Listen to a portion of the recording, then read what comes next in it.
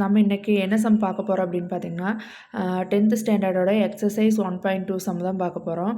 அதில் வந்துட்டு என்ன சொல்லியிருக்காங்க அப்படின்னா 3 + 2√5 வந்துட்டு இர்ரேஷ்னல் அப்படின்னு ப்ரூவ் பண்ண சொல்லியிருக்காங்க.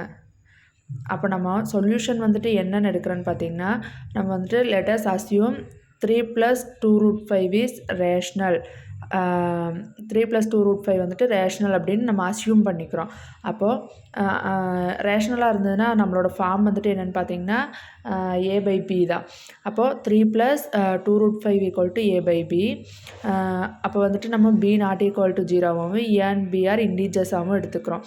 நம்ம வந்துட்டு இந்த √5 இருக்கிறத அப்படியே இங்கே வச்சுக்கிறோம். 2√5 a/b போட்டுட்டு ஃபார்ம் போட்டுட்டு இங்கே வந்துட்டு ப்ளஸில் இருக்கிறது வந்துட்டு இந்த சைடு வரும்போது நம்மளுக்கு மைனஸாக வந்துடும். அப்போது 2√5 அப்படியே வச்சுட்டு இங்கே வந்துட்டு கிராஸ் மல்டிபிள் பண்ணுறோம். கிராஸ் மல்டிபிள் பண்ணும்போது இங்கே எந்த நம்பரும் இல்லாதனால நம்ம 1ன்னு எடுத்துக்கிறோம். இப்போ கிராஸ் மல்டிபிள் இது டாமினேட்டர் அப்படியே இன்ட்டு பண்ணி போடுறோம்.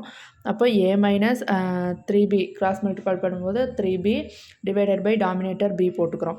அடுத்தது வந்துட்டு √5 அப்படியே இந்த சைடு வச்சுட்டு இங்கே இருக்க இன்டூவில் இருக்கிற 2 வந்துட்டு இங்கே இந்த சைடு வரும்போது டிவைடரில் நம்மளுக்கு வருது a - 3b / 2b.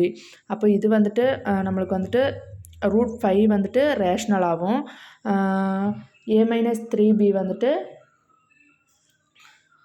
√5 வந்துட்டு இர்ரேஷ்னலாகவும் a - 3b வந்துட்டு நம்மளுக்கு ரேஷ்னலாகவும் கிடச்சிருக்கு. அப்போது நம்ம since a and b are integers அதை வந்துட்டு இண்டீஜர்ஸ்னும் a - 3b / 2b வந்துட்டு ரேஷ்னல், √5 இஸ் இர்ரேஷ்னல். அப்போ நம்ம எடுத்துருக்கிற அஷ்யூம் வந்துட்டு ராங்கு. 3 + 2√5 இஸ் ரேஷ்னல் எடுத்திருக்கோமா அந்த அஷ்யூம் வந்துட்டு ராங்கு. நம்மளுக்கு கொடுத்துருக்குற ஆன்சர் ரேஷ்னல் வந்துட்டு கரெக்டு. 3 + 2√5 இஸ் ரேஷ்னல் அப்படின்னு நம்ம ப்ரூஃப் பண்ணுறோம். ஆன்சர் வந்துட்டு 3 + 2√5 இஸ் இர்ரேஷ்னல்.